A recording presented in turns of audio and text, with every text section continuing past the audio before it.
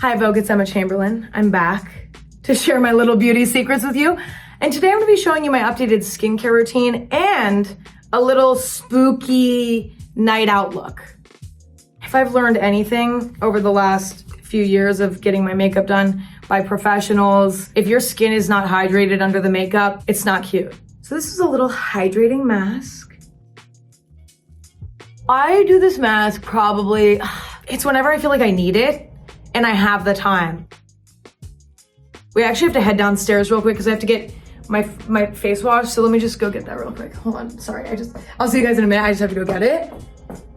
Okay, it's been about 20-30 minutes. I feel like it's good. I'm gonna go wash it off.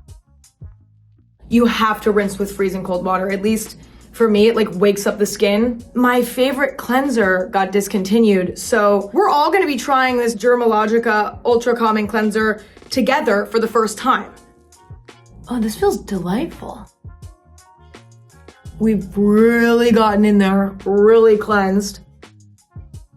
My skin looks quite good. Well, you know, we have a few things going on. I would say my skin, I've been through a journey. I've done it all. I went on Accutane. I've learned a lot about chemical exfoliants and repairing the moisture barrier. Like, I have done the work. The thing that's honestly helped me the most is getting diagnosed with PCOS and getting put on medication that has helped my body regulate hormones. We're gonna be using this little moisturizer. I got diagnosed with PCOS at the hair salon. I was sitting in the chair getting my hair washed and a woman was next to me and she turned to me and she said, "Do you have PCOS?" And I was like, I don't know. My mom has PCOS. You know, she has PCOS and endometriosis and she's had a lot of challenges. And she was like, "I think you have PCOS." And I was like, "What's happening?"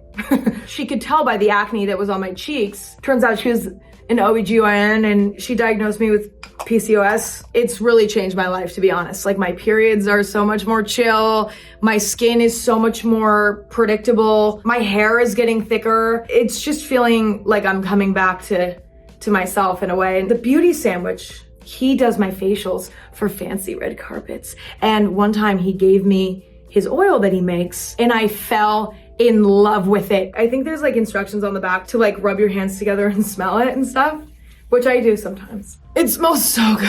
I always thought of oil as being something that would just clog your pores, but I found that the combination of a really good moisturizer and a really good oil, it just creates the perfect makeup base.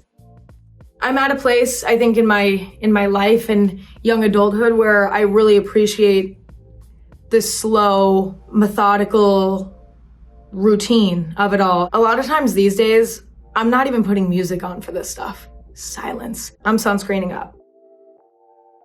Milk Makeup Hydro Grip Eye Primer. I had been doing eyeshadow looks with no base, and it was kind of a problem because my eyeshadow looks weren't sticking. Maybe I need to buy a primer. Maybe that's why they sell primer. My perspective on beauty has shifted a lot. I think I'm personally less concerned about looking, you know, conventionally attractive, and I'm far more interested in looking sort of interesting. I did a little pixie cut a few months ago because I was excited about the idea of having hair that would be fun for me to style, that was intriguing.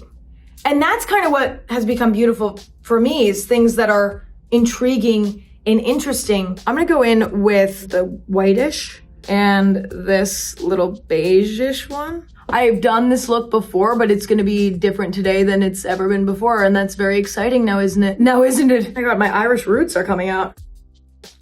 I'm gonna start out with this grayish, it's like a brown with like a gray undertone. I'm getting in the crease, although it's sloppy, but it doesn't matter because I'm gonna blend it in a moment, so just don't judge me. The Met's coming up. I am doing the interviews again. Every time they ask me back, I'm like, come on, you sure? I really love the fast-paced, dynamic nature of doing the red carpet interviews. The cool thing about the Met is that it's celebrating fashion at the end of the day and looking at what they chose to wear and using that to sort of guide the conversation, I find tends to take it in a more unique direction. Like, it's almost more fun to discover with the audience, in a way, and to genuinely be curious, authentically be curious. Like, if I don't know everything about somebody, then I'm authentically curious about what they're gonna tell me. Underrated eyeshadow color, gray. And I'm just gonna start working it into the crease a tiny bit, really gently. I'm gonna really try to be gentle. I'm gonna go a little bit under as well. We have another palette. Can you believe it? 2 palettes for Emma. I'm gonna be using the red and the red. And I'm also gonna dip into, I love red eyeshadow, eyeliner. I think the first time I tried it, I went to an Acne Studios event, actually. I was talking to the makeup artist and I was like, let's do something kind of spooky vibes. And she was like, let's do a little red. And I was like, say no more. I've been waiting for this moment. And it was perfect. And I've been sort of subtly integrating it into my own routine ever since. We're gonna really lightly work it into the crease, just a tiny bit, a little bit of the red underneath. The thing that's nice is that, you know, I can clean up my mess with my foundation and my concealer, so I'm like not really worried about it being a mess. But this is why we do eyes first. Now I'm going in with the darkest red in this palette and the lightest red. I'm blending this red out a little bit, just so that it's a tiny bit less harsh. I'm gonna add a little bit more of this, and I'm gonna do a bit of highlighting here. I'm gonna go back in with the gray one more time.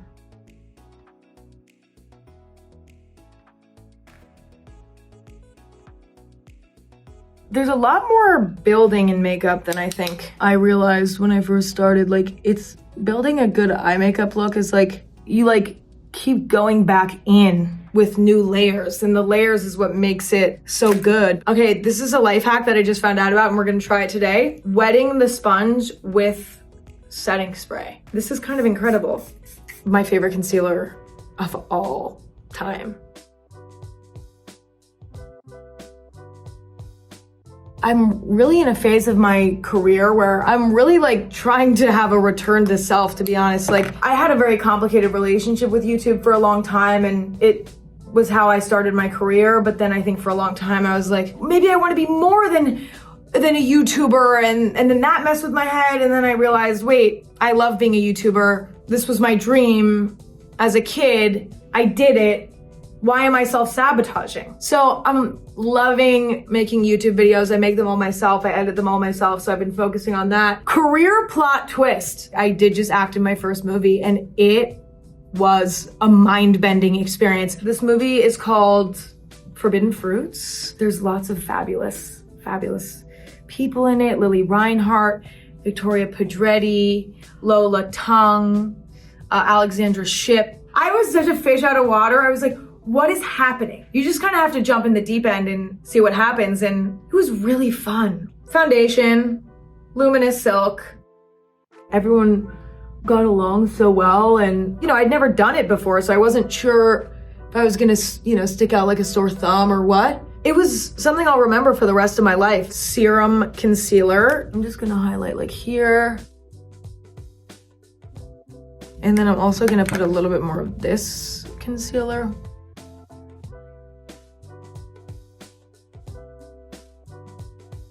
Contour stick, not bronzer. A little there. It kind of looks like I already have bronzer there. Am I kind of snatched today? A little bit up here.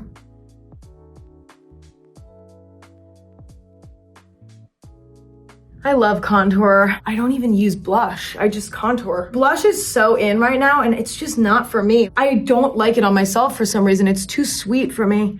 I like to look a bit creepier, perhaps.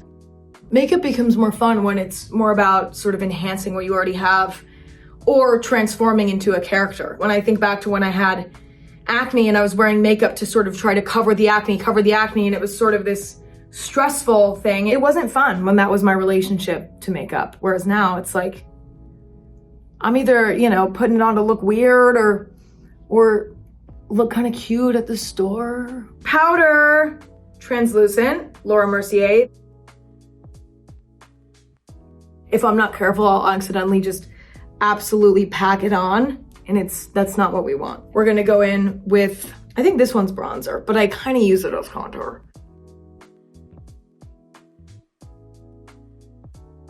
if you work in entertainment, as I do, your job is not promised. I think the best thing I've done for my own mental health and for actually my career as well is to just let go of that fear and to say, you know what, it might go away tomorrow and that's okay. And if it does, I'll find something else that I love just as much. I've come to terms with the fact that it could end at any point and I just need to enjoy it while it lasts. Let's get these brows under control.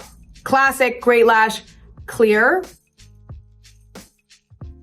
These are my full natural brows right now. I don't get them plucked, I don't get them threaded. I quite like them as is. They're charming. They're mine. There are other beauty treatments that are mandatory for me. Like I must always have my nails done. They might not look done, but they're beige. I'm gonna go back in with this and I'm gonna deepen the red underneath the eye.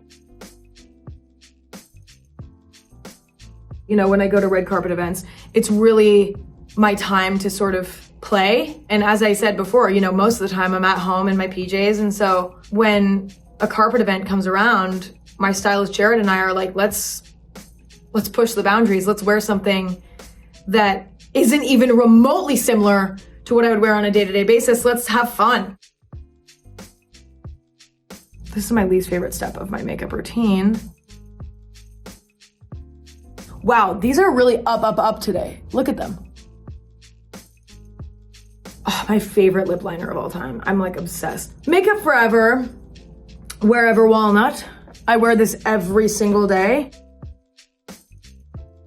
I'm an overline girl. Listen, I don't have lip filler, so I have to keep up somehow, so we're overlining. I haven't done lip filler yet. Listen, I say yet because you never know, okay? Never say never. I said I'd never act, and then now I'm gonna be in a movie, so I guess we can't say never. 2 lip liner alert. This is also Makeup Forever. This one is Universal Earth. Lip liner changes the whole face. To me, it's the best product in the world. I don't know what I did before. I'm constantly saving makeup ideas on Pinterest. I think that that's what actually got me more into makeup, is being so obsessed with Pinterest and constantly being fed beautiful images of makeup. It made me feel like, wait, like I want to be able to do this myself. Butter Glow. This one's shade 57. I'm just kind of using this to like blend the lip liners together. I'm gonna do a bit of highlight and we're gonna put this everywhere.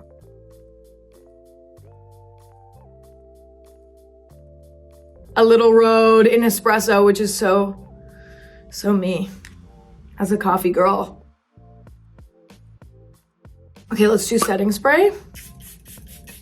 And now, I always have this with me.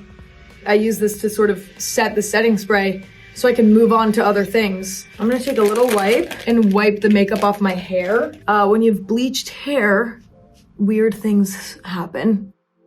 My hair is quite grown out. Okay, well, we need to fix it. First, I'm gonna spray it with water. Okay, so now I'm gonna brush through my hair. My hair is freshly washed with purple shampoo. Now I'm gonna brush it and shape it to the way that I like. Getting it kind of flatter in the back, because it definitely, we have some bedhead going on, but don't worry. I'm gonna spray a little bit of leave-in conditioner. Okay, now here's my life hack. We're just gonna let it dry in my hood. Like this, okay? And I'm telling you, if you have a pixie, this is the heatless hairstyle of your dreams. While I wait, I'll do another layer of mascara, why not? I think it's good now. Okay, yeah, that's great. The thing I like about this hair, the pixie with the bleach, is that it has like an interesting dimension to it. It still looks cool. We're gonna use a little bit of this paste. So I'm gonna take a little bit. I really like it to be kind of like spiky and random. There's no rules. My spooky glam, I hope that you all enjoyed it. And if Vogue lets me come back in a few years to do it again, I will. So I guess I'll see you then. And I'll see you at the Met on the red carpet. Okay, bye.